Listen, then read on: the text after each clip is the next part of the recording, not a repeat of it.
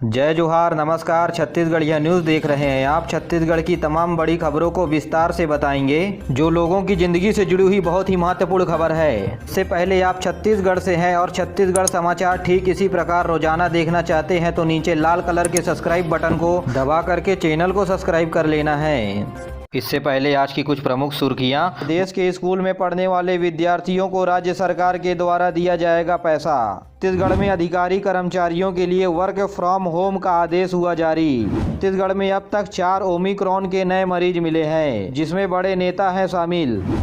छत्तीसगढ़ में होने वाले बारिश की वजह से फसलों के नुकसान के चलते किसानों को मिलेगा मुआवजा।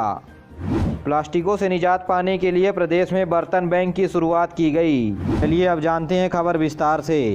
छत्तीसगढ़ में कोरोना के बढ़ते हुए संक्रमण को देखते हुए राज्य सरकार ने मंत्रालय समेत सभी विभाग के विभाग अध्यक्षों को घर से काम करने के लिए आदेश जारी कर दिया है। इसमें सभी विभाग के अधिकारी और कर्मचारी शामिल रहेंगे। वर्क फ्रॉम होम का कॉन्सेप्ट प्रदेश में अपनाया जा रहा है। इसके साथ ही जिन कर्मचारियों का काम मंत्रालय में नहीं है, वे अपने घर से ही ड्यूटी को पूरा कर सकेंगे। साथ ही अधिकारियों और कर्मचारियों से कहा गया है कि अपने विभाग में सभी जरूरी दस्तावेजों को अलग रख लें, ताकि जरूरत पड़ने पर सही समय में काम हो सके। उनको अनुमति के बिना मुख्यालय छोड़ने का आदेश नहीं दिया गया है और ऑनलाइन माध्यम से सभी अधिकारी कर्मचारियों को एक दूसरे से जुड़े रहने का निर्देश जारी किया गया है। तो वहीं बिलासपुर में भी आज से 1/3 यानी 33% कर्मचारियों की उपस्थिति कलेक्टर समेत सभी दफ्तरों में होगी। कोरोना के बढ़ते हुए संक्रमण और मौजूद आंकड़े के अनुसार कलेक्टर ने आदेश जारी कर दिया है। जी हां, रायपुर के साथ साथ अब बिलासपुर में भी यह नियम लागू कर दिया गया है।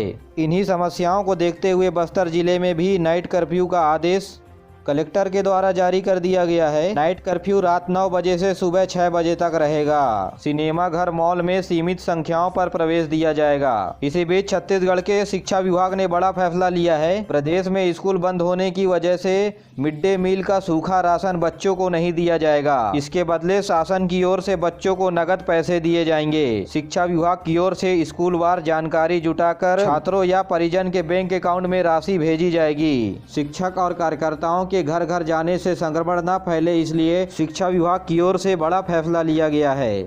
कोंडागांव जिले में जिला रोजगार कार्यालय के द्वारा रोजगार मेले का आयोजन 13 जनवरी को किया जाना था, जिसे बढ़ते हुए संक्रमण को देख करके टाल दिया गया है।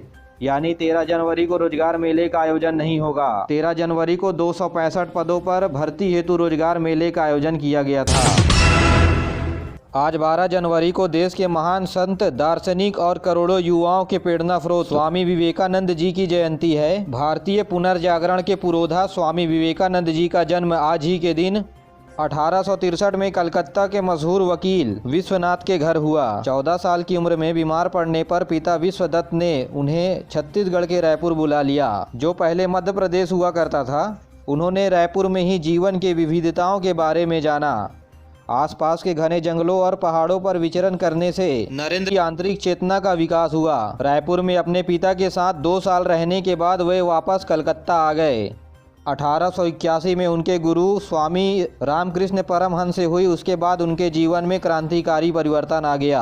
आपको बता दें कि छत्तीसगढ़ में स्वामी विवेकानंद जी के सम्मान पर रायपुर के हवाई अड्डे का नाम स्वामी विवेकानंद हवाई अड्डा स्वामी जी के सम्मान पर रखा गया है। बड़े गौरव की बात है कि स्वामी विवेकानंद जी अपने जीवन के 37 साल में 2 साल छत्तीसगढ़ में बिताए हैं। इसलिए संगवारी हो, वीडियो को एक लाइक जरूर कर दें। भारत सरकार के द्वारा 1985 में पहली बार अंतर्राष्ट्रीय युवा दिवस मनाया गया था। इस युवा महोत्सव का भी आयोजन किया जाता है। इस बार युवा महोत्सव पांडुचेरी में होने जा रहा है। युवा दिवस के अवसर पर छत्तीसगढ़ के मुख्यमंत्री सीएम भूपेश बघेल जी ने प्रदेशवासियों को युवा दिवस की हार्दिक शुभकामनाएं दी है। रायपुर के नगर निगम जोन 4 में बर्तन बैंक की शुरुआत की गई है। इस बर्तन बैंक का उद्देश्य प्लास्टिकों के बर्तन को कम करना है, जिससे शहर को साफ सुथरा बनाया जा सके। इस बर्तन जोन में बाजारों से कम कीमत पर बर्तन किराए पर लोगों को मिलेंगे। इसका संचालन राष्ट्रीय शहरी आजीविका मिशन के तहत किया गया है। शादी समारोह या पार्टियों में उपयोग होने वाले प्लास्टिक के बर्तनों से निजात पाने के लिए बड़ा कदम उठाया गया है। अभी से फिलहाल रायपुर के जोन नंबर 4, जोन नंबर 7 समेत 3 जोन पर शुरुआत किया गया है, जहां से बर्तन आप शादी पार्टियों के लिए किराए पर ले सकते हैं।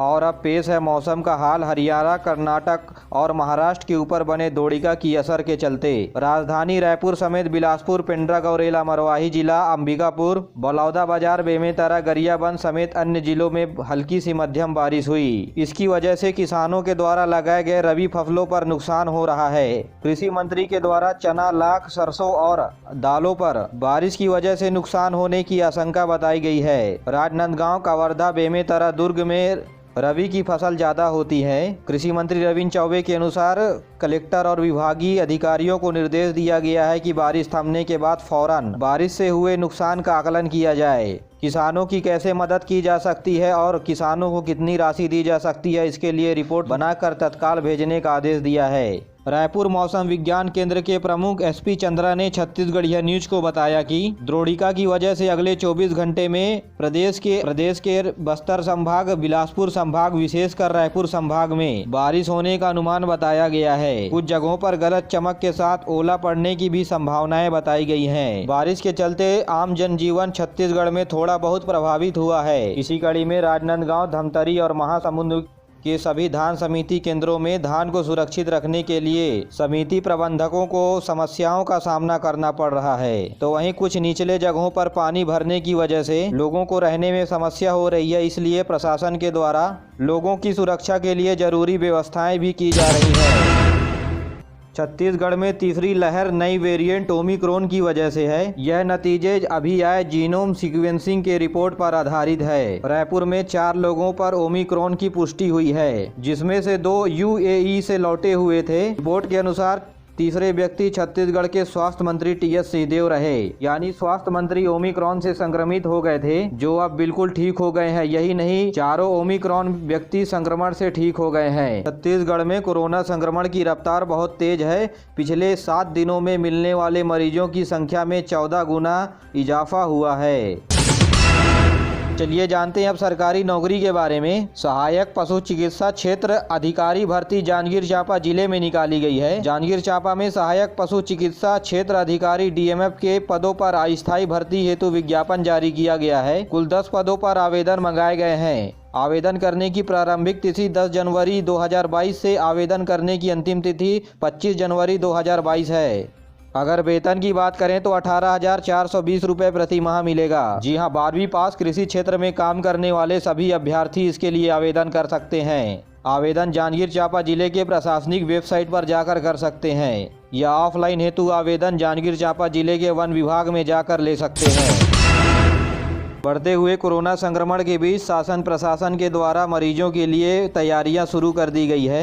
इसी कड़ी में दुर्ग जिले के कोविड केयर सेंटर में 625 बिस्तरों वाला कोविड केयर सेंटर बनाया गया है। इसके अलावा गंभीर मरीजों के लिए 30 आईसीयू बिस्तर भी बनाया गया है। 19 ऑक्सीजन कंसंट्रेटर भी लगाया गया है।